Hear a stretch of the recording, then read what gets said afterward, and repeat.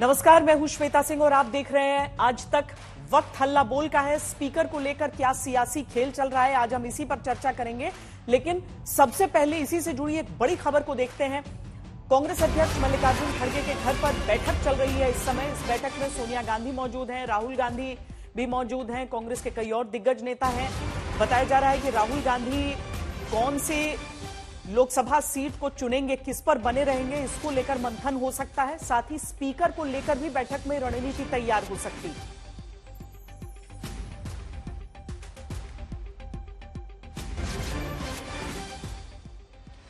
तो इस बैठक पर भी हमारी नजर रहेगी। लेकिन फिलहाल हम हल्ला बोल की शुरुआत करते हैं कि आखिर स्पीकर को लेकर चल क्या रहा है। 24 जून को संसद का सत्र शुरू हो जाएगा। 26 जून को स्पीकर का चुनाव तय किया गया है।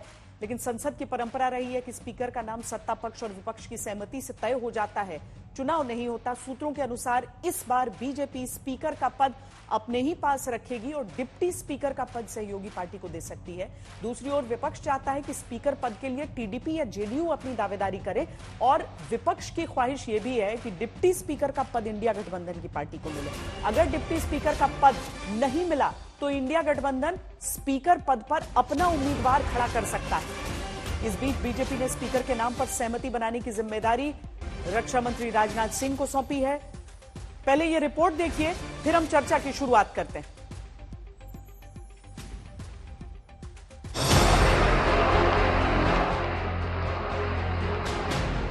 चुनाव के नतीजे आउट हो गए और एक बार फिर नरेंद्र मोदी की अगुवाई में एनडीए सरकार सत्ता में आ गई। अब 18वीं लोकसभा का गठन होगा, नए चुने हुए सदस्य शपथ लेंगे और फिर स्पीकर का चुनाव होगा। विपक्ष बार बार इस बात पर जोर दे रहा है कि चंद्रबाबू नायडू और नीतीश कुमार को स्पीकर पद के लिए कोशिश करनी चाहिए। हमने सुना है कि चंद्रबाबू नायडू जी ने लोकसभा का स्पीकर पद मांगा है, जो उनसे डील हुआ है।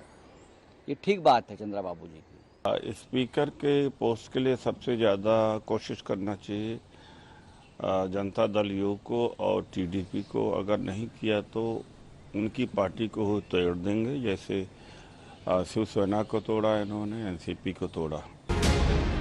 विपक्ष ये भी दावा कर रहा है कि अगर चंद्रबाबू नायडू ने स्पीकर पद के लिए उम्मीदवार खड़ा किया तो इंडिया गठबंधन अपनी ताकत दिखा सकता है।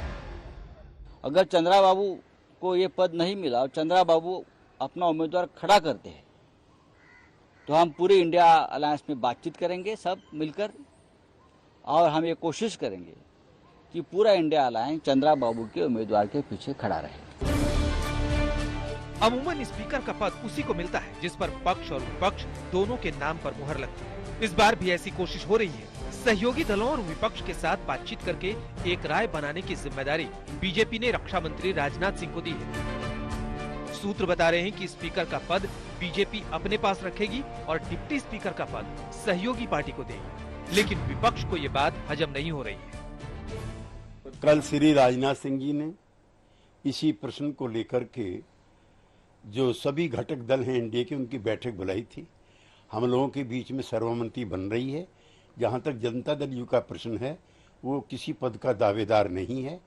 भारतीय जनता पार्टी द्वारा नामित जो भी उम्मीदवार है, हम उसका समर्थन करें। संसदीय लोकतंत्र मजबूत कैसे हो, ये जो पक्ष और विपक्ष को आप शत्रु की तरह प्रेजेंट करने का एक की परिपाटी चली है बीते 10 वर्षों में, उसका खात्मा कैसे होगा। ऐसे व्यक्ति का चयन जिसमें सबका भरोसा हो।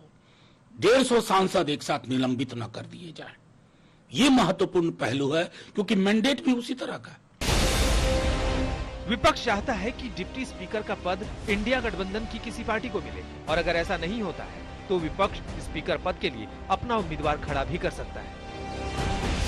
इस बीच कांग्रेस ने ऐलान कर दिया है कि मोदी सरकार अल्पमत की सरकार है और किसी भी वक्त गिर सकती है। एनडीए गवर्नमेंट गलती से बनी हुई है। मोदी जी को एक तो मैंडेट नहीं है और माइनॉरिटी गवर्नमेंट है। ये गवर्नमेंट कभी भी गिर सकती है। वैसे भी सारे कांग्रेसियों का और विपक्षियों का संतुलन 4 तारीख के बाद थोड़ा गड़बड़ा गया है। हमें देश में अवसाद स्पेशलिस्ट बढ़ाने पड़ेंगे या कुछ बेडों की संख्या भी बढ़ानी पड़ेगी। दूसरी ओर एनडीए इंडिया गठबंधन को उनकी ताकत याद दिला रहा है। ये औरों का ध्यान रखना छोड़ें, अपना ध्यान रख लें और हमारे सारे मिनिस्टर ने शपथ ले लिए, प्राइम मिनिस्टर साहब ने शपथ ले लिए और डिक्लेयर हो गए। ये कम से कम अपना नेता प्रतिपक्ष कौन बनेगा उसे तैयार कर लें, बजाय लोकसभा अध्यक्ष में इंटरफियरेंस करने की। लोकतंत्र को बचाने के लिए, संविधान को बचाने के लिए टीडीपी को और जनता दल यूनाइटेड को भारतीय जनता पार्टी के स्पीकर पद की मांग को मानना नहीं चाहिए, वरना दोनों पार्टियां संसद में शून्य हो जाएंगी। ऐसा हमारा पूर्ण विश्वास है और यही हम उन्हें आगाह करना चाहते हैं। स्पीकर पद को लेकर मंथन दोनों ओर से है। उम्मीद है कि एक बार फिर किसी नाम पर पक्ष और विपक्ष में सहमति बनेगी और संसदीय परंपरा कायम रहेगी। आज तक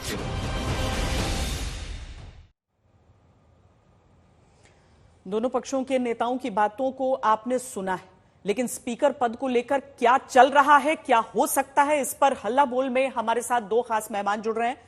सुधांशु त्रिवेदी राज्यसभा सांसद हैं, राष्ट्रीय प्रवक्ता हैं भारतीय जनता पार्टी के, बहुत स्वागत है आपका। और आलोक शर्मा जो कि राष्ट्रीय प्रवक्ता है कांग्रेस पार्टी के, आपका भी बहुत स्वागत है। सुधांशु जी, पहले यह बताइए कि जितनी चुनौतियां बीजेपी को दी जा रही हैं, जितनी बार यह कहा जा रहा है कि यह अल्पमत की सरकार है, स्पीकर के पद को लेकर आप देख रहे हैं गुंजाइश इस बात की कि कुछ संकट हो सकता है आपकी सरकार के लिए? देखिए, इस प्रकार की बात जब कांग्रेस के वरिष्ठ नेता बोले, और वो भी खड़गे जी जैसा वरिष्ठ नेता जो इतने लंबे समय तक राजनीति में रहे, कि हमारी सरकार को मैंडेट नहीं है। जिस गठबंधन को स्पष्ट बहुमत प्राप्त हुआ है उस गठबंधन को तो मैंडेट नहीं है, और जिस गठबंधन के प्रमुख दल को 100 सीटें नहीं प्राप्त हुई हैं तीसरी बार के भी लगातार साथ में आने के बाद, उसे मैंडेट है। और महत्वपूर्ण बात यह है कि 232 सीटें जो इंडिया गठबंधन में कही जाती है उसमें 75 सीटों में एक दूसरे के खिलाफ लड़के आए हैं। बंगाल की 42 और 13 सीटें पंजाब की 55 और 20 सीटें केरल की। मतलब मजे की बात यह है कि जिसमें 60 सीटें एक दूसरे के खिलाफ लड़के आए हैं। और आज आप देख लीजिए, आम आदमी पार्टी और कांग्रेस ने गठबंधन तोड़ दिया है, फिर भी पंजाब की सीटें अपने में काउंट किए हुए हैं। तो अद्भुत ये लोग व्याख्या करते हैं अल्पमत या बहुमत की, मैंडेट की। तो मुझे लगता है ये हास्यास्पद, और इनके मन की एक भावना है जो संविधान के साथ छल करने की, मुझे लगता है वो कहीं ना कहीं परिलक्षित होती है। ईमानदारी की बात से स्वीकार करना चाहिए, अगर आप वो 60 सीटें हटा दें जो एक दूसरे के खिलाफ लड़कर सामने आए हैं, तो आपका तो आंकड़ा वैसे भी 172 पे आ जाता है, जो दूर दूर तक कहीं नहीं है।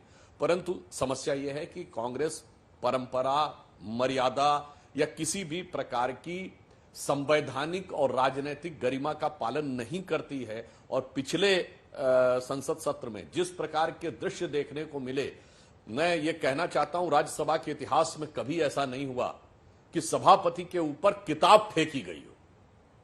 ऐसा कभी हुआ क्या? टेबल के ऊपर चढ़ के नृत्य किया गया हो और माइक उखाड़ के फेंके गए हो, ये सब वीडियो भी लोगों ने देखे। तो मुझे लगता है ये करने के बाद कोई ये कहे कि साहब संसद को हम चलाना चाहते थे और ये करना चाहते थे, और वो भी क्या हो रहा था, ये दलों की आपसी प्रतिस्पर्धा थी। एक दल को लगा कि उसने ये कर दिया तो दूसरे को लगा मैं उससे आगे कर दूं, तीसरे को लगा उससे आगे कर दूं, इस कारण से हुआ है। तो वास्तविकता ये कि अगर ये आपस में आपने में सामंजस्य कर लें तो फिर भी कोई रास्ता निकल सकता, पर इनमें तो आपस में एक दूसरे से आगे निकलने की प्रतिस्पर्धा है कि मोदी जी के प्रति घृणा और नफरत में कौन दल अपने को ज्यादा बड़ा साबित कर सकता है एक के मुकाबले दूसरा दल। आलोक ये जी, समस्या है जिस कारण से आलोक जी, आप लोग कह रहे हैं कि वहां गठबंधन में सब ठीक नहीं है, सुधांशु जी कह रहे हैं कि प्रतिस्पर्धा आपके आपस के दलों में भी है, और ये समझाइए कि ये एनडीए की का प्रेरोगेटिव नहीं है कि वो तय करे कि टीडीपी को, जेडीयू को या बीजेपी का ही कोई व्यक्ति हो जिसे स्पीकर के इस पद के लिए वो उतारना चाहे मैदान में। ये कांग्रेस पार्टी या विपक्ष अपनी तरफ से क्यों थोपना चाह रही है कि नहीं टीडीपी का बनाइए या जेडीयू का बनाइए? नहीं, हमने तो नहीं कहा बीजेपी से, किसी भी विपक्षी दल ने ये नहीं कहा कि बीजेपी टीडीपी के किसी व्यक्ति को स्पीकर बनाए। मैंने तो ऐसी कोई बाइट नहीं सुनी। अभी संजय राउत जी की बाइट में सुन रहा था आज तक, पर उन्होंने भी 2 शब्द इस्तेमाल किए और उन्होंने कहा कि टीडीपी अगर अपना स्पीकर लेकर आती है तो हम आपस में बातचीत करेंगे, इंडिया गठबंधन के लोग, और कोशिश करेंगे। बातचीत और कोशिश 2 शब्द इस्तेमाल किए। तो हम तो थोप ही नहीं रहे। देखिए, उनकी सरकार है, उन्होंने सरकार बनाई है, वो सरकार चलाएं अच्छे से। एक अलग बात है कि हथियाई हुई सरकार है ये, तमाम जांच एजेंसियों की और इलेक्शन कमीशन की और तमाम, आज आप देख ही रहे हैं अखबारों में और तमाम चीजें क्या खबर चल रही हैं। तो हथियाई हुई अल्पमत की सरकार है, लेकिन उनकी सरकार है और स्पीकर पद उन्हीं को है, उनको बनाना है स्पीकर। अगर स्पीकर भी नहीं बना पाए तो सरकार ही गिर जाएगी। अब दूसरे विषय पर आते हैं। अभी सुधांशु भाई मेरे बहुत अच्छे मित्र भी हैं, इन्होंने मर्यादा की बात की, इन्होंने परंपरा की बात की। तो डिप्टी स्पीकर की परंपरा की हम बात कर लेते हैं। Deputy speaker maximum time opposition parties को दिया गया, ये परंपरा रही है। अब आगे वो परंपरा रहेगी कि नहीं रहेगी वो तो अब समय बताएगा। डिप्टी स्पीकर पिछले सत्र में रहा ही नहीं, ये शायद पहली बार था। पहली बार हुआ है कि 150 सांसदों को सस्पेंड करके आईपीसी के ऐसे कानून पास करा लिए गए। पहली बार हुआ है कि सेलेक्ट कमिटीज को मैटर सबसे कम गए। पहली बार हुआ है कि जेपीसी के माध्यम से कोई किसी तरह की कोई बात ही नहीं करता है। पहली बार हुआ है कि आप देखिए 3 कृषि के काले कानून हो, नोटबंदी हो, बड़े बड़े फैसले बिना किसी से सलाह किए संसद में पास किए करा लिए गए हों। खैर वो गुजरात मॉडल है और वो पूरा देश देख रहा है। अब बात आती है कि वाजपेयी जी का समय रहा हो, कौन सी परंपराएं रही हैं डिप्टी स्पीकर पर, और हमारे समय में कौन सी परंपराएं रही हैं। मैक्सिमम टाइम में देख रहा था कि अपोजिशन के लोगों को डिप्टी स्पीकर का पद मिला और ये 1960 के दशक से मैंने देखा तो कहीं ना कहीं ऐसा रहा। तो क्या परंपराएं और मर्यादाएं आगे चलेंगी? क्या परंपरा में और मर्यादा में यह भी है कि एक अकेला सब पर भारी? किसी देश के प्रधानमंत्री ने छाती पीट कर कहा हो कि एक अकेला सब पर भारी और संसद मेरे ठेंगे पर। संसद में क्या क्या हुआ, आपने संविधान बदलने की और तमाम चीजें सामने आई और उसके बाद आपने संविधान को माथे पर लगाया क्योंकि जनता ने जनादेश ऐसा दिया कि आपको समझ आ गई कि संविधान ही सर्वोपरि है। तो परंपरा और मर्यादा की बात संसद के मामले में कम से कम बीजेपी सरकार ना करे। अब मुद्दे आते हैं कि कौन कौन से मुद्दे ऐसे हैं कि आने वाले समय में अपोजिशन भी चर्चा करना चाहेगा और हम चाहते हैं कि देश की जनता भी उस पर चाहती है कि कोई चीज वहां पर वक्तव्य हो। सबसे बड़ा मुद्दा इस समय पर अग्निवीर का है। दूसरा मुद्दा नीट के एग्जाम का है। नीट के एग्जाम में 25 लाख बच्चों का भविष्य आधार में लटका हुआ है। सुप्रीम कोर्ट में तमाम पीआईएल पेंडिंग पड़ी हुई हैं और आज शिक्षा मंत्री ने देर सवेर आके कहा है कि उसमें काफी अनियमितताएं हुई हैं। पेपर लीक होकर 25-25 लाख बच्चों का भविष्य अधर में लटका हुआ है। क्या शिक्षा मंत्री आकर संसद में उसके ऊपर बयान देंगे? आज ही जितना बड़ा ट्रेन एक्सीडेंट हुआ है, क्या ट्रेन के जो मंत्री हैं, रेल मंत्री हमारे, क्या वो रेलवे मिनिस्टर रिजाइन करेंगे? कोई मौलिक जिम्मेवारी, कोई नैतिक जिम्मेवारी लेंगे? किसी मर्यादा या किसी परंपरा का निर्वहन वो भी करेंगे? मुझे नहीं लगता है कि वो कर पाएंगे क्योंकि ऊपर से आदेश जब तक नहीं मिलेगा तब तक नहीं होगा। तो white paper on train accidents, EVM, election commission की भूमिका, जेपीसी एग्जिट पोल के ऊपर जो एग्जिट पोल निकालकर तमाम जो नेक्सस था मीडिया, एग्जिट पोल की कंपनियां और बीजेपी का, उसके ऊपर भी जेपीसी की मांग भी हो सकती है क्योंकि ये हमारे एजेंडे में है। अग्निवीर की समाप्ति हमारे एजेंडे में है। मुझे लगता है कि अब इतिहास में नहीं जाना चाहिए, भविष्य में क्या हो रहा है और वर्तमान में देश में क्या घटित हो रहा है उस पर चर्चा होनी चाहिए और आने वाले दिनों में इन सब मुद्दों को लेकर विपक्ष, मुझे लगता है कि कहीं ना कहीं संसद में ये तमाम मुद्दे उठाएगा। ठीक है, मुद्दे तक आप चले गए हैं, लेकिन जिस मुद्दे से आपने शुरुआत की थी वहां से मैं सुधांशु जी आपसे पूछना चाहूंगी। भले आलोक जी ये कह रहे हैं कि अब भविष्य की तरफ देखने की बारी है, लेकिन साथ ही इतिहास की बात भी कर रहे हैं कि इतिहास में ये देखा गया है 60 के दशक के बाद से कि किस तरह से डिप्टी स्पीकर जो है वो विपक्ष को मिलता है। तो इस बार तो 10 साल बाद लीडर ऑफ ऑपोजिशन भी होगा सुधांशु जी, तो क्या एक वाकई ऐसा हो सकता है, ये संभव आपको लगता है कि डिप्टी स्पीकर विपक्ष को मिले?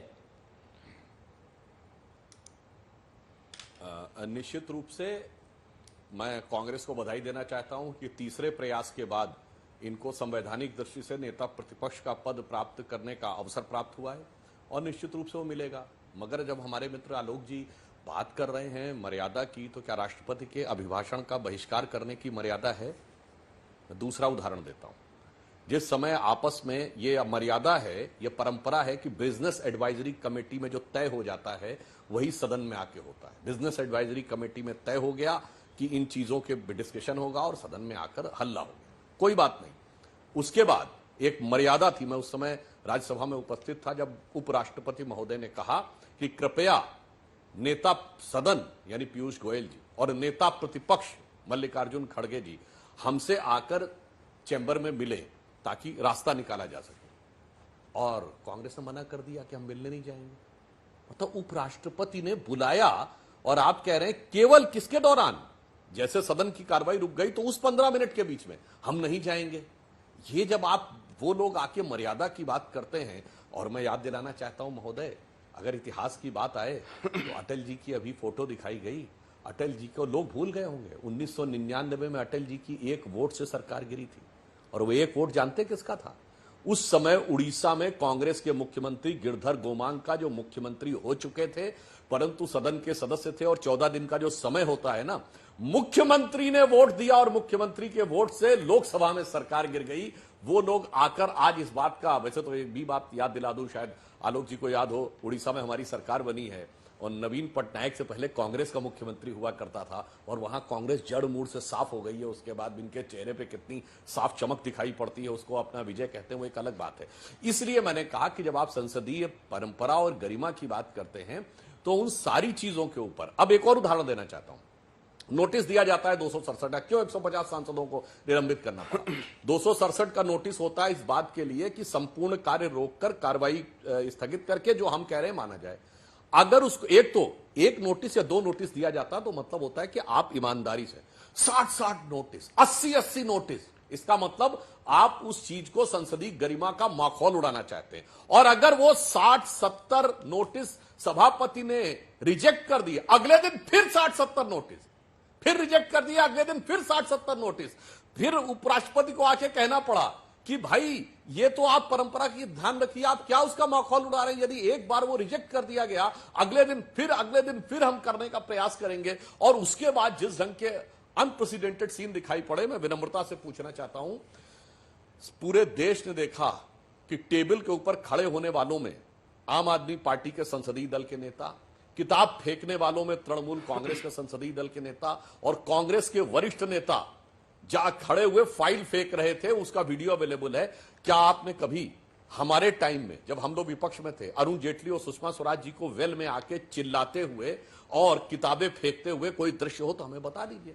संसदीय गरिमा और मर्यादा का जो पालन भारतीय जनता पार्टी ने अपने आचरण में किया है वह अतुलनीय है, परंतु दुर्भाग्य की बात है कि अपनी पराजय को पचा न पाने के कारण जिस प्रकार उस मर्यादा को भंग किया है कांग्रेस ने, वो अपने आप में बहुत दुखद और संसदीय व्यवस्था के लिए दयनीय है। एक लंबा दौर ये भी चला है आलोक जी कि एक तरफ हम संसद में ऐसी तस्वीरें देखते हैं जहां पर हंगामा हल्ला हो रहा है, कोई चर्चा नहीं, वरना तो जो पार्लियामेंट्री डिबेट्स होते हैं उनकी मिसाल दी जाती है, उनमें से शब्द और वाक्य कोट किए जाते हैं अलग अलग जगह। लेकिन हमने पिछले कुछ समय में देखा है जिसमें आरोप दोनों तरफ से लगते हैं। मैं इस बात को बोलती हूं कि दोनों तरफ से आरोप लगते हैं, क्योंकि विपक्ष ये कहता है कि हमें चर्चा नहीं करने दिया जाता है, और सरकार की तरफ से यह कहा गया कि चर्चा नहीं, हंगामा हो रहा था और इसीलिए कार्रवाई जरूरी थी।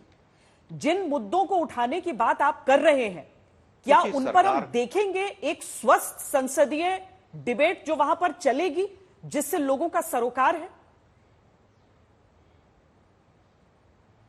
देखिए, मुझे लगता है कि डिबेट होने से पहले ही, मुद्दे उठने से पहले ही मीडिया के साथ ही सवाल पूछना शुरू कर देते हैं कि क्या अगर जेपीसी नहीं बनी तो संसद में जो पैसा खर्च होगा उसके लिए जिम्मेवार कौन होगा। तो मैं ये केवल ये कहना चाहूंगा कि प्रश्न जो है उसमें इतना वजन होना चाहिए कि दोनों पक्षों को उत्तर देने में 4 बार सोचना पड़े। अब बात आती है, सुषमा स्वराज जी और अरुण जेटली जी का नाम लिया इन्होंने, उन दोनों के वक्तव्य ऑन रिकॉर्ड है पार्लियामेंट में कि संसद चलाना सत्ता पक्ष का काम है, सरकार का। 2G के ऊपर 2.5 महीने तक संसद नहीं चली, और 2.5 महीने तक क्या वो बिजनेस एडवाइजरी कमेटी में था क्या मैटर? आज सुधांशु भाई आज बड़ी नैतिकता और मर्यादा की बात कर रहे हैं, और उसके बाद तमाम लोगों को क्लीन चिट मिली। क्या एक कोई सांसद आके माफी मांग सकता है देश से कि 2.5 महीने तक देश की संसद नहीं चली? अब बात आती है वापस के उपराष्ट्रपति महोदय ने ये कहा, फिर राष्ट्रपति महोदय ने ये कहा। जब स्पीकर और उपराष्ट्रपति महोदय के ऊपर तमाम प्रश्न चिन्ह लगे कि किस तरह से वो हाउस को चला रहे हैं, किसको कितना समय दे रहे हैं, और खुल्लम खुल्ला उन चीजों का उल्लंघन हो, तो मर्यादा की बात नहीं की जा सकती है। क्या एक बार भी किसी ने भी, जितने भी तमाम लोग रहे यहां पर अभी तक पीछे, किसी ने भी एक बार भी ये कहा बीजेपी की तरफ से कि हां इस तरह की चर्चा होनी चाहिए या नहीं होनी चाहिए? अरे भाई, रिजेक्ट करना आपके हाथ में है, और आप बीजेपी के बिहाफ पर अगर नोटिस को रिजेक्ट करेंगे बार बार, तो सांसदों का अधिकार है कि वो आकर दोबारा से नोटिस दें। क्या राष्ट्रपति, उपराष्ट्रपति, चेयरमैन साहब को और स्पीकर साहब को क्या ये नहीं लगता कि 60-70 सांसद अगर वहां पर नोटिस दे रहे हैं तो उस विषय की इंपॉर्टेंस होगी? लेकिन अगर कांग्रेस या विपक्ष किसी भी चीज को उठाता है और वहां से प्रश्न चिन्हों के साथ और संसदीय जो परंपराएं हैं उनका उल्लंघन शीर्ष करता है, तो स्वाभाविक है कि मर्यादाओं की बात और उसकी नहीं की जा सकती है। अब बात आती है लीडर ऑफ अपोजिशन के तीसरे प्रयास के बाद। अरे भाई, हमने तो 1952 में धुर विरोधी लोगों को लीडर ऑफ अपोजिशन और मंत्री के पद भी दिए हैं, क्योंकि हम लोकतंत्र में विश्वास रखते हैं। लेकिन आप लोगों का दिल बहुत छोटा है। जो व्यक्ति कहता है एक अकेला सब पर भारी, वो मणिपुर जा नहीं सकता है, और पूरे 10 साल के अंदर वो व्यक्ति एक प्रेस कॉन्फ्रेंस नहीं कर सकता है। तो मर्यादाएं तो वो भी थी कि एक प्रधानमंत्री विदेश से आते थे तब भी प्रेस कॉन्फ्रेंस करते थे, विदेश में भी करते थे, अपने देश में भी करते थे। ये भी संसदीय परंपरा का एक हिस्सा था कि सेशन से पहले और सेशन के बाद सेशन में कौन से विषय होंगे उस पर खुलकर चर्चा होती थी। अटल बिहारी वाजपेयी जी ने तो सीएम जी बालयोगी जी को बनाया था, स्पीकर बनाया था, और डिप्टी स्पीकर भी अपोजिशन को ही था। मुझे नहीं लगता कि अपने दल से बाहर जाकर पहले तमाम जो सरकारें रही हैं उन्होंने स्पीकर और डिप्टी स्पीकर पर इस तरह से कभी सोचा हो। लेकिन उन लोगों की नीयत साफ थी, इस सरकार की नीयत खराब है। सबको डर लगता है कि स्पीकर पद जहां जहां गया है, चाहे वो महाराष्ट्र की सरकार देख लीजिए, 1.5 साल तक स्पीकर के फैसले के ऊपर सुप्रीम कोर्ट को सख्त टिप्पणी करनी पड़ी, और स्पीकर के पद के माध्यम से दूसरों की पार्टियों को तोड़ना, दूसरे के विधायकों को खरीदकर अपने यहां पर मिलाना, सरकारों को गिराना, ये सबको डर लग रहा है। और जो हमसे ज्यादा डर देश की जनता को लग रहा है, क्योंकि इनका आचरण इस तरह का रहा है। आज स्पीकर का पद केवल इसलिए बीजेपी लेना चाहेगी कि जेडीयू और यहां पर टीडीपी, इन पार्टियों को कैसे तोड़ा जाए। और हम नहीं कह रहे हैं, तमाम सांसद कह रहे हैं, तमाम लोग कह रहे हैं। आज चिराग पासवान जी खुश हो रहे होंगे, 5 में से 5 सांसद हैं। पिछली बार उनकी पार्टी 4 लोगों के साथ तोड़ी थी इन्होंने। एनसीपी को हो या शिवसेना का हो, सबके सिंबल भी कहां जाएंगे वो भी किस तरह से तय हुआ था, सबने देखा था। आप कहें कि साहब वो तो कोर्ट का निर्णय आ गया था, उसने निर्णय दे दिया था। मुझे लगता है कि ये सब तोड़फोड़ की राजनीति अब बहुत ज्यादा नहीं चल पाएगी, और इसीलिए बीजेपी घबराई हुई है। पीएम सईद साहब डिप्टी स्पीकर रहे 12वीं और 13वीं लोकसभा के अंदर, कांग्रेस के थे। एस मल्लिक और जनैया जी केरला से थे, वो रहे। सूरज भान अंबाला से रहे। सब अपोजिशन के लोगों ने अकोमोडेट किया, लेकिन उस समय पर गुजरात मॉडल नहीं था कि दूसरे लोगों की पार्टियों को तोड़ा जाए और सरकारें बनाई जाएं। जिस तरह से आज ये हथियाई हुई सरकार है, हथियाई हुई सरकार कह रहा हूं मैं, कहीं एग्जिट पोल, कहीं मीडिया, कहीं इलेक्शन कमीशन, कहीं जांच एजेंसियां, कहीं पर प्रशासन, कहीं डीएम, कहीं बनारस में नॉमिनेशन रिजेक्शन, चारों तरफ से हथिया कर ये सरकार बनाई गई है। लेकिन हम फिर चाहते हैं, सरकार बनी है, आपके जो एजेंडे हैं वो बताइए। आप रोजगार का क्या मास्टर प्लान है वो बताइए। आपने किसको एमएसएमई मिनिस्टर बनाया है, उनके क्या विचार हैं, पूरा देश देख रहा है। धर्मेंद्र प्रधान जी आए और नीट कैंसिल करने की हिम्मत दिखाएं कि नीट एग्जाम गलत हुआ है। ट्रेन एक्सीडेंट के ऊपर व्हाइट पेपर आए। मुझे लगता है कि ये तमाम मुद्दे हैं, इनके ऊपर सरकार जवाब दे। अनैतिक उदाहरण जब दिए जाते हैं, अनैतिकता के उदाहरण जब दिए जाते हैं, तो मुझे लगता है कि सियासी पार्टियों के बीच ऐसा नहीं है कि कोई एक पूरी तरीके से सफेद या एक पूरी तरीके से काली नजर आए। लेकिन सुधांशु जी, बहुत सारे आरोप आप पर हैं, मैं चाहूंगी कि इसका आप सिलसिलेवार जवाब दें। लेकिन साथ में आपको लग रहा है इस बार कि जिस तरीके से अभी तक जो कांग्रेस मुक्त भारत के नारे के साथ बीजेपी ने शुरुआत की, अभी कांग्रेस पार्टी की बढ़ोतरी हुई है सीटों में, जबरदस्त बढ़ोतरी हुई है, 99 सीटों तक वो पहुंचे हैं। मुश्किलें आएंगी इस बार? आप लोग एक तरफा जो निकाल ले जाते थे कि ये विधेयक पास करा लो या फिर कोई भी काम जो करना है उस पर आपको विपक्ष की टीका टिप्पणी या आपत्ति से कोई फर्क नहीं पड़ रहा था, इस बार फर्क पड़ेगा उनकी संख्या बल को देखते हुए? नहीं श्वेता जी, आप याद करिए, हम सबको साथ में लेकर ही पारित करवा रहे थे। राज्यसभा में तो हमारे पास बहुमत नहीं था, भारतीय जनता पार्टी के पास पिछले दोनों कार्यकाल में बहुमत नहीं था, उसके बावजूद हमने धारा 370 भी पारित करवाया। तो ऐसा तो नहीं है, 35 से भी पारित करवाया, अनेक हमने पारित करवाए, तो वो अन्य दलों के सहयोग के साथ ही कराए। तो ये जो बात कह रहे हैं वो अनुचित है। और मैं एक और बात कहना चाहता हूं, जेपीसी की बात करते हैं हमारे कांग्रेस के लोग, कितना यथार्थ परख है। एग्जाम्पल दीजिए, केवल साल भर पहले ये कहते थे एसबीआई और एलआईसी बर्बाद हो गया, इस पे जेपीसी की जाए। अभी आज का आंकड़ा देखिए, सबसे एलआईसी ने all time high profit record किया है। पिछली तिमाही में एसबीआई का प्रॉफिट जानते कितना है? 22,000 करोड़ रुपए, जो प्राइवेट और पीएसयू मिलाकर पूरे भारत में सबसे ज्यादा है। सोचिए, जिसपे ये कहते थे वाइड जेपीसी होनी चाहिए, वो हकीकत ये है। और स्पीकर पे कहा तो मुझे याद आया, श्वेता जी, बहुत से लोग भूल जाते हैं, ये वो पार्टी है जिन्होंने सोमनाथ चटर्जी 2004 से 9 वाली लोकसभा में स्पीकर थे और कम्युनिस्ट पार्टी ने उनको अपनी पार्टी से निकाल दिया था, क्योंकि कम्युनिस्ट पार्टी को लगा कि ये पार्टी लाइन पे काम नहीं कर रहे हैं। भारत के इतिहास का कोई दूसरा उदाहरण बताएं जब किसी स्पीकर को उसकी पार्टी से निकाल दिया गया हो। ऐसी अद्भुत मर्यादा किसी दूसरे ने न दिखाई हो। और अभी हमारे मित्र आलोक जी कह रहे थे कि एक अकेला सब पर भारी। मान्यवर, कांग्रेस को लोग भूल जाते हैं, एक अकेला सब पर भारी नहीं। India is Indira and Indira is India. एक अकेली पूरे देश पे भारी, उसकी हैसियत पूरे देश से ऊपर हो गई। ये कहते हैं 150 सांसदों का निलंबन। अरे भाई, बहुत सिंपल सी बात है, आप कोर्ट में कोई पिटीशन दाखिल करें, आपका अधिकार है, दोबारा दे सकते हैं। अरे कोई तो विषय बदलिए, कम से कम कॉमा फिल स्टॉप तो बदलिए। सारे के सारे 60-60, 50-50 सांसद कॉमा फिल स्टॉप के साथ एक ही चीज कर रहे हैं और फिर वही रिप्रिंट करके अगले दिन साइन करके दे रहे हैं। ये तो मजाक उड़ाना हो जाता है। और मैं याद दिलाना चाहता हूं, इस दौर में देश ने संविधान का वो दौर भी देखा जब पूरा विपक्ष जेल में था महोदय। इमरजेंसी के दौर में पूरे भारत में हर व्यक्ति के मौलिक अधिकार समाप्त थे। पुलिस किसी को उठा के जेल में डाल दे, आप कोर्ट में नहीं जा सकते थे। और उस समय भारत के इतिहास का सबसे बड़ा संविधान संशोधन किया गया। लोगों को याद न हो तो याद दिला दूं, 42वें संविधान संशोधन में जानते कितने आर्टिकल चेंज किए गए थे? 40 आर्टिकल बदले गए। 14 आर्टिकल में नया किया गया, 2 नए पार्ट जोड़ दिए गए और संविधान के प्रियम्बल या उद्देशिका को, जिसको बाबा साहब अंबेडकर ने संविधान की आत्मा कहा था, उसको भी चेंज करके सेकुलर सोशलिस्ट वर्ड डाल दिया गया। कब?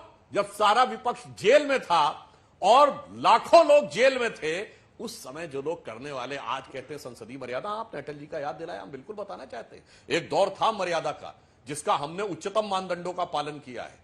उस समय याद करिए, जिस समय 71 का युद्ध हुआ तो अटल जी ने भूरी भूरी प्रशंसा की इंदिरा जी की, जिसके आप लोग याद दिलाते हैं। 1995 में जिनेवा में जब कश्मीर का विषय आया तो अटल जी लीड करते हुए गए डेलीगेशन को और नरसिम्हा राव सरकार को उन्होंने पूरा श्रेय दिया। नरसिम्हा राव जी ने अटल जी को अपना राजनीतिक गुरु बोला, यह सम्मान होता था। मोदी जी ने उसी परंपरा को आगे बढ़ाया। मैं विनम्रता से पूछना चाहता हूं, प्रणब मुखर्जी जी को भारत रत्न दिया, किसकी पार्टी के नेता थे? पीवी नरसिम्हा राव को भारत रत्न दिया, वो कांग्रेस के नेता नहीं थे। एससी जमीर को और तरुण गोगोई को पद्म अवार्ड दिया, वो कांग्रेस के नेता नहीं थे। सरदार वल्लभ भाई पटेल की दुनिया की सबसे ऊंची मूर्ति बनाई, वो कांग्रेस के नेता नहीं थे। अरे महोदय, आप विपक्ष को तो छोड़ दिए, कर्पूरी ठाकुर हमारी पार्टी के नेता नहीं थे, परंतु उनके योगदान का सम्मान करते हुए दिया। मदन मोहन मालवीय को भारत रत्न दिया, वो कांग्रेस के अध्यक्ष रहे थे। अरे भाई, आधा दर्जन तो कांग्रेस के नेताओं को दिया है, मगर आपने तो विपक्ष तो छोड़िए, कांग्रेस में परिवार के बाहर किसी को नहीं दिया, ना बाबा साहब अंबेडकर को दिया, ना सरदार पटेल को दिया। तो मोदी जी ने, अटल जी से लेकर मोदी जी तक, हमने उस महान परंपरा और मर्यादा को निभाया है कि अगर विपक्ष के लोगों में भी किसी लोगों ने अच्छा काम किया है, हमारे घनघोर उनसे मतभेद होंगे, पर उसका हमने सम्मान किया है। पर आप लोगों ने क्या किया है? मौत का प्रकार, हिटलर की मौत वगैरह वगैरह। और अभी तो आपके जो सहारनपुर से सांसद चुन के आए हैं, ये तो वो थे ना इमरान मसूद, जिन्होंने 2014 में कहा था मोदी जी की बोटी बोटी काट डालेंगे। और दर्शकों को याद दिला दूं, तब वो कांग्रेस में नहीं थे, वो समाजवादी पार्टी के नेता थे। मगर कांग्रेस को इतना प्रेम उमड़ आया, इतनी मोहब्बत उमड़ आई कि उनको पकड़कर लाकर अपनी पार्टी से सांसद बनवा दिया। इसलिए मैं कह रहा हूं महोदय, जब मर्यादा की बात होती है, मैंने पुनः कहा, आपने जेटली जी और सुषमा जी का कोट किया, बिल्कुल मैं मानता हूं, उन्होंने कहा चलाने जिम्मेदारी, मगर ऐसा सीन नहीं क्रिएट किया कि तोड़ फोड़ हो रही है, किताबें फेंकी जा रही हैं। उप सभापति हरिवंश जी का रिटर्न में बयान है कि उन पर हिंसक हमला हुआ। मैं विनम्रता से पूछता हूं, भारत के इतिहास का एक उदाहरण बता दीजिए जब चेयर के ऊपर हिंसक हमला किया गया हो और उसके बाद वो लोग आके मर्यादा की दुहाई देने की बात करते हैं। बताइए आलोक जी, ये सारी चीजें बताइए और साथ में इस आरोप का भी जवाब और दीजिए। स्पीकर को निकाला गया हो पार्टी से। जी, और ये भी बता रहे हो कि एक ही परिवार को बढ़ाने की जिम्मेदारी केवल उठाते हुए जबकि सुधांशु जी ये कह रहे हैं कि उनकी पार्टी ने तो आपकी पार्टी के नेताओं को सम्मान दिया। जवाब दें इस बात का। मैं उत्तर देता हूं। भारत रत्न का जितना राजनीतिकरण इस सरकार ने किया, किसी ने नहीं किया। अभी चरण सिंह जी को भारत रत्न दिया क्योंकि 2 महीने 3 महीने चुनाव के लोकसभा के रह गए थे। 10 साल से पकौड़े तल रहे थे लोग। 10 साल से चरण सिंह जी का योगदान याद नहीं आया। बिहार का चुनाव था, बिहार में हार रहे थे तो कर्पूरी ठाकुर साहब याद आ गए। 10 साल से याद नहीं है। 10 साल पहले उनका योगदान नहीं था, आज ही योगदान था।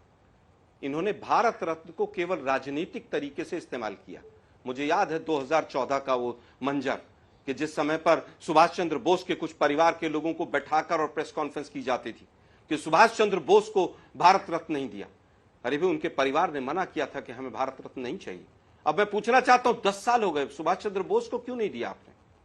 किसी के पास जवाब है इस चीज का? कुछ चीजें ऐसी होती हैं जो पर्दे के पीछे होती हैं, लेकिन ये लोग उस चीज को समझते नहीं है। राजनीति के लिए भारत रत्न का उपयोग करना अगर किसी ने किया है तो वो बीजेपी की सरकार ने किया है, कांग्रेसियों को नहीं दिया है। अगर कांग्रेसियों को देने की इच्छा थी उनको तो पहले दे देते ना। 10 साल से क्या कर रहे थे आप? कर्पूरी ठाकुर जी हमारे नहीं थे, चरण सिंह जी हमारे नहीं थे, लेकिन 10 साल तक नहीं दिया क्योंकि चुनाव नहीं थे। अब जब हारने लगे तो आपने देना शुरू किया। अब वापस आता हूं मैं, आर्टिकल 370 के ऊपर जिस तरह से तांडव किया पूरे देश के अंदर इस सरकार ने, झूठ बोला कि हमने धारा 370 हटा दी। धारा 370 आर्टिकल 370 आज भी कॉन्स्टिट्यूशन का हिस्सा है। 2 बदलाव किए थे, एक वापस ले लिया उसमें से। 35A का जो बदलाव किया था, जिसकी बात सुधांशु जी अभी कर रहे थे, उसमें 15 साल का क्लॉज डाल दीजिए कि 15 साल का डोमिसाइल होगा तब आप प्रॉपर्टी वहां पर खरीद सकते हैं। इस तरह के 36 बदलाव हुए हैं, लेकिन इस तरह से वोट के लिए राजनीति आर्टिकल 370 को यूज करके किसी ने नहीं की। और यही कारण है कि 2014 के बाद से चुनाव नहीं करवा पा रहे हैं। यही कारण है कि 24 में चुनाव लड़ने से भी कश्मीर वैली से भाग गए। तो उसका सच तो सामने आ गया। इंदिरा जी ने पाकिस्तान के 2 टुकड़े किए थे। उन्होंने चाइना को क्लीन चिट नहीं दिया था। उन्होंने ये नहीं कहा था कि ना कोई घुसा है, ना कोई आया है, ना कोई गया है। ये कमजोर प्रधानमंत्री की निशानी थी। पुलवामा के ऊपर वोट इंदिरा गांधी ने नहीं मांगे थे। Indira Gandhi, Indira is India, India is Indira लोग कहते थे। आज देश के प्रधानमंत्री को कमजोर प्रधानमंत्री, अहंकारी प्रधानमंत्री और झूठा प्रधानमंत्री कहा जाता है। हमें भी दुख होता है। पुलवामा के ऊपर वोट मांगे और पुलवामा के शहीदों को आज तक शहीद का दर्जा नहीं मिला। ये लोग भी बात करेंगे जम्मू कश्मीर की शहादत की। ये कहते हैं सेक्युलर सोशलिस्ट वर्ड जुड़ गया। क्या सेक्युलर देश नहीं होना चाहिए? और अगर होना चाहिए तो आपको आपत्ति क्या है? और अगर नहीं होना चाहिए तो बिल लाते, उसको हटवा देते। 10 साल से पकौड़े तल रही थी आपकी सरकार। ये सब चीजें उठा उठाकर मैं बहुत देर से सोच रहा था कि हिंदू मुस्लिम करने की बात अभी तक नहीं आई। सहारनपुर पे पहुंच गए। सहारनपुर के व्यक्ति ने, जो सांसद बना है, उसने देश से माफी मांगी। हमारी पार्टी में नहीं थे जबकि उस समय पर वो माफी मांगी और सहारनपुर की जनता ने उनको जिताया और हिंदू मुस्लिम का जो आपका एजेंडा था उसको फेल किया। सहारनपुर की जनता उसमें विजयी रही है। फिर कहूंगा किसने क्या क्या कहा उस बात को छोड़ दीजिए।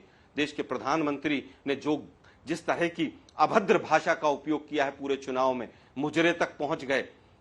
मुसलमानों को प्रॉपर्टी दे देंगे, भैंस खोल के दे देंगे और मंगलसूत्र दे देंगे। मुझे लगता है कि ऐसी मर्यादा और ऐसे एग्जाम्पल ना कभी इतिहास में रहे ना कभी भविष्य में रहे।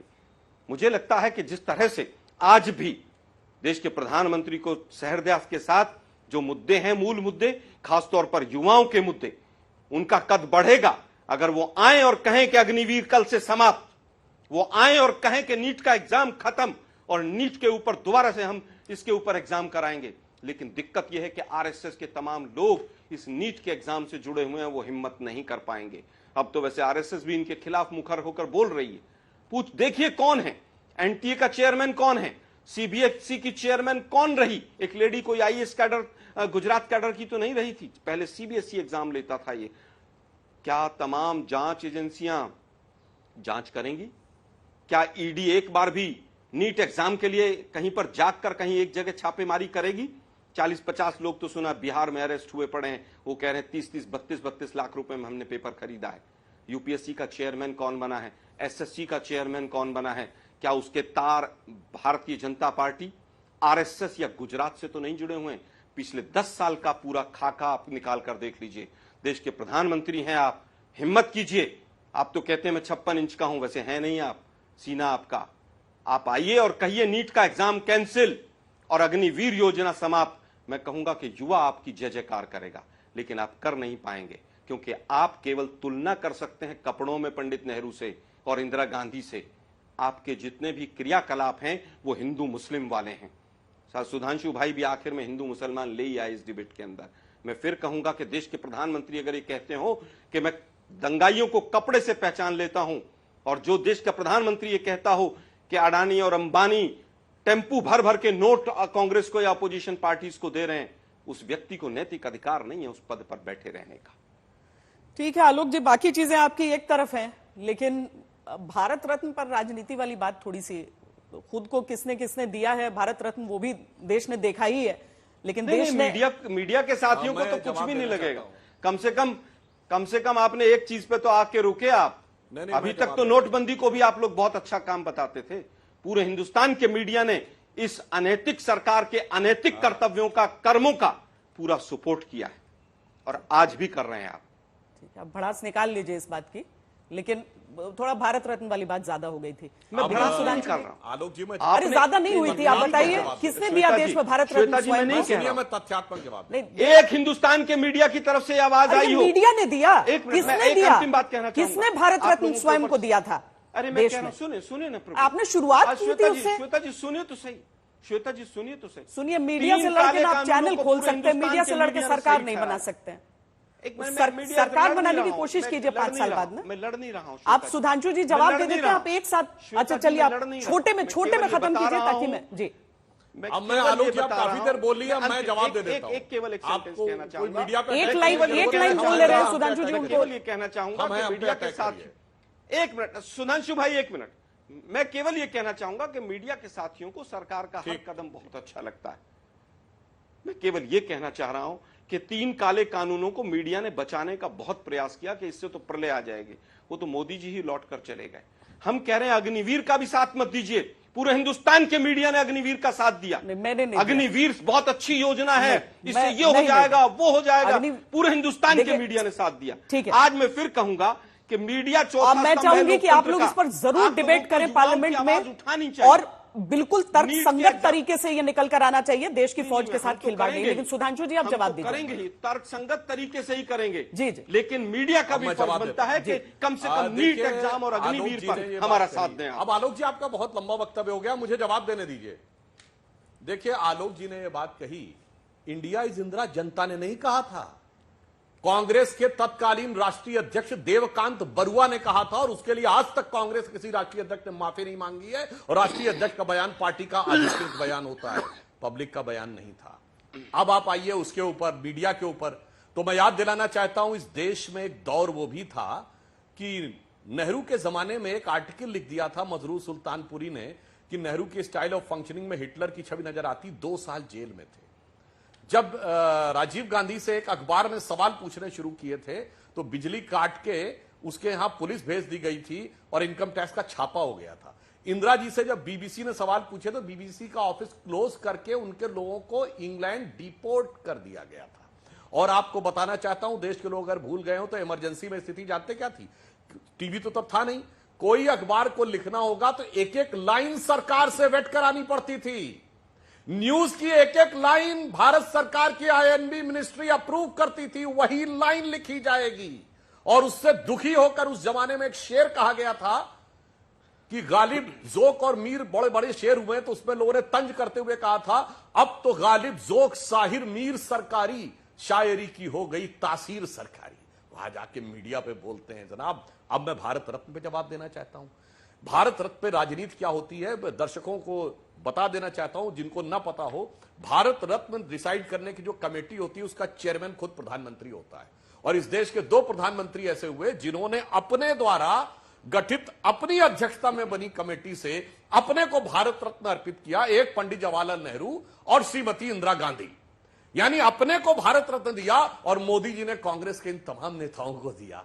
क्या आप अद्भुत तुलना करते हैं। और मैं बताना चाहता हूं, वोट के लिए जब हारने लगे 2014 के चुनाव से पहले सचिन तेंदुलकर को आपने भारत रत्न दिया, जबकि भारत रत्न की नियमावली में खेल के लिए नहीं दिया जाता, क्योंकि खेल के लिए आप ही की सरकार ने निर्णय लिया था राजीव गांधी खेल रत्न पुरस्कार होगा।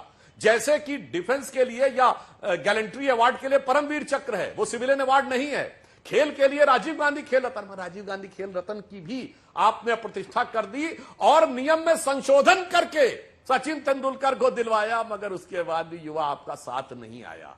इसलिए सबको पता है कि किसने भारत रत्न पे राजनीति की है और किसने यथार्थ में राजनीति की है और किसने देश के साथ क्या किया है, यह पूरे देश को बहुत अच्छी तरीके से पता है। अब आपने कहा कि उन्होंने कभी क्लीन चिट नहीं दी थी, तो मैं यह भी याद दिलाना चाहता हूं जो आपने कहा, अरे क्लीन चिट, मैं दर्शकों से कहना चाहता हूं जाके चेक कर लीजिए, 1950 में जवाहरलाल नेहरू की सरकार ने, जब के.एम. पणिक्कर चाइना में राजदूत थे, उन्होंने चीन को लिख के दिया कि Indian government accept Tibet Chinese sovereignty over Tibet.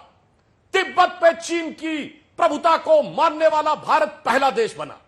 और उस पर जब संसद में सवाल पूछा गया तो विदेश राज्य मंत्री ने कहा कि हमसे पूछा नहीं गया है, बगैर पूछे लिख दिया गया, तो क्यों नहीं वो लेटर विथड्रॉ किया गया। और मैं बताना चाहता हूं, यह मई 1952 में जवाहरलाल नेहरू जी ने अपनी प्रेस कॉन्फ्रेंस में यह कहा कि जो तिब्बत में चीन की फौज थी उसको 3000 टन चावल दिए हैं। और उनसे पूछा गया कि पंडित जी ये दिया गया है चीन की सेना को, तो उन्होंने कहा इसलिए दिया गया है ताकि वो भूखों न मरे। यानी जिस समय चीन ने रौंद दिया था तिब्बत को, वो हमारी सीमा पे आके खड़ा था। और ये complete works of Jawaharlal Nehru volume 2 में लिखा हुआ है। ऐसे नहीं बोल रहा, समय इतना ही है हमारे पास। हल्ला बोल में अभी एक ब्रेक का वक्त हो चला है। बहुत बहुत धन्यवाद आप दोनों का इस पूरी चर्चा में शामिल होने के लिए। देश और दुनिया की तमाम खबरों के लिए देखते रहिए आज तक।